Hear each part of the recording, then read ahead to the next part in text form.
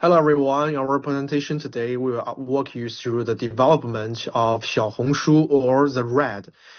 By using a timeline of 10 key stages, RED is not only a social commerce platform, but also an example of how global media industries evolve in response to our user practice, governance, and commercializations.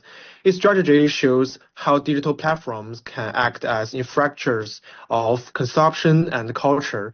By tracing RED's growth, we can connect its development to concepts from our course, such as global consumer culture, globalization, platform governance, and participatory culture. So, in the 2013, the founding stage, the Xiaohongshu was launched in 2013 as a cross-border shopping guide community.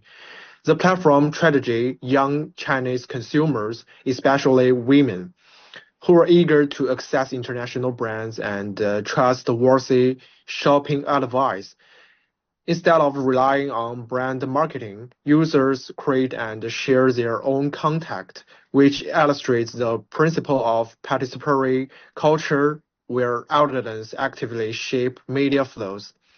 As the South China Mandarin Post reported, the RED capitalized the booming demand of the overseas shopping by the young Chinese consumers who increasingly rely on the social networks for trust advice rather than official brand marketing.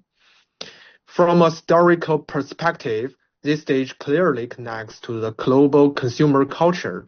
International goods became part of Chinese consumer identities.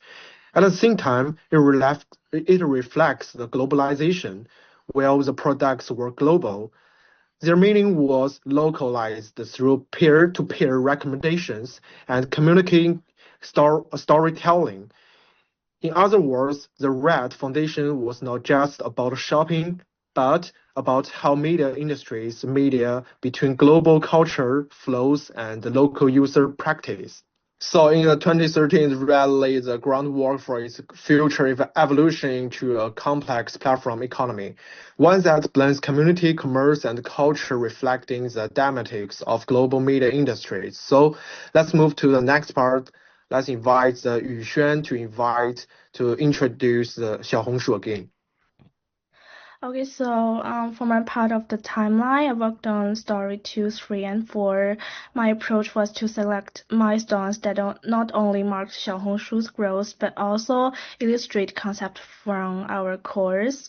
And the story 2 is the launch of Fulishe in 2014. Before this, Xiaohongshu was mainly a UGC community. With Fulishe, it moved into e-commerce and allowed users to purchase products directly.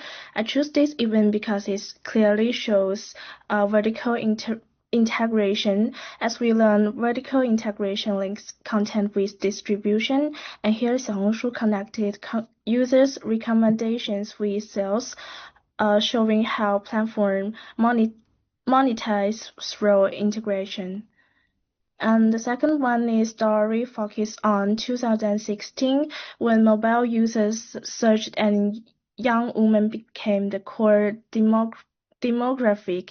This demonstrates audience segmentation since the platform targeted a specific group to build engagement. It also highlights localization as Xiaohongshu embodied itself in Chinese use culture with beauty and lifestyle content instead of simply intimidating Western platforms, and this reflected our class discussion of cultural flows and the importance of local adaptation.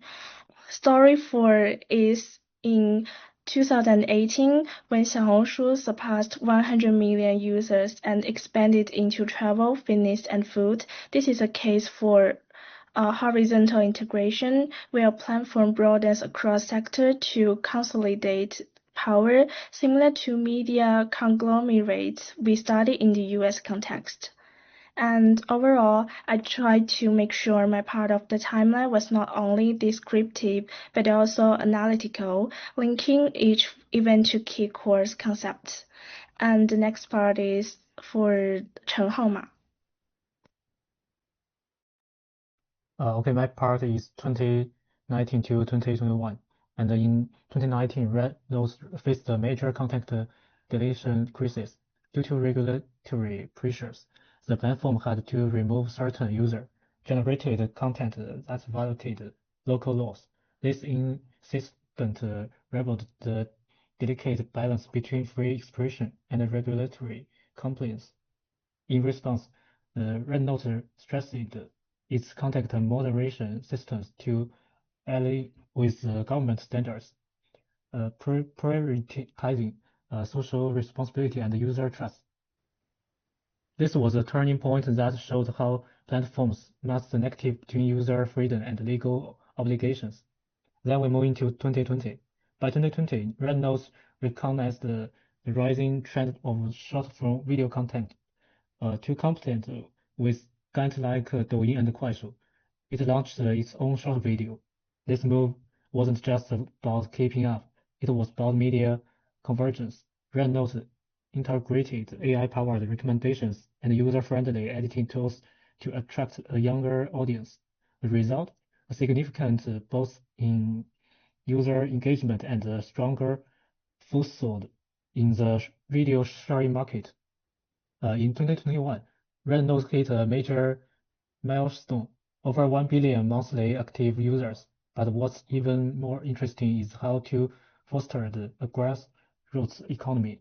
Through key opinion leaders and everyday users, Red Note created a participatory culture where people both create and consume content.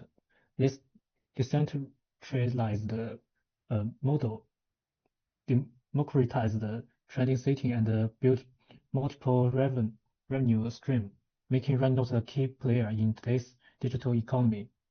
Then we move into next part. It's Wan Yuyan. Hi everyone. For my part of the timeline, I looked at Xiaohongshu from 2022 to now. Instead of only telling what happened, I want to share why I chose these events and how they link to our class ideas. For 2022, I chose the big step into AIDS and brand deals. I picked the because it shows what we learned about the platform capitalism. Xiaohongshu has many female users, as we know, and beauty and lifestyle content become the main way to make profit. To me, this was a good example for how user activity to turned into money.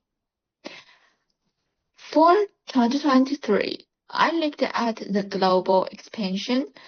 The reason is that it connects to our topic to globalization and localization. Xiaohongshu tried Southeast Asia and North America, but overseas users are still small and many live quietly. The TikTok refuge movement in the US was interesting, but it also showed how hard it is for a Chinese app to really go global. Okay, now for 2024 until now, I focused on AI research and the recommendation. I chose this because it links to our talk about algorithm governments. Xiaohongshu use AI to push content and ads, but it also raises questions about fairness and trust. This made me think about how algorithms not only manage data but also shape culture. Oh, now this is our reference list. It's come true Scholar article. Okay. And finally, as a group, our timeline is not just company history. We wanted to connect Xiaohongshu story with bigger debates in global media industry about money, globalization, and algorithms. We hope this shows why the companies is important and what it tells us about the media world today. Thank you for listening.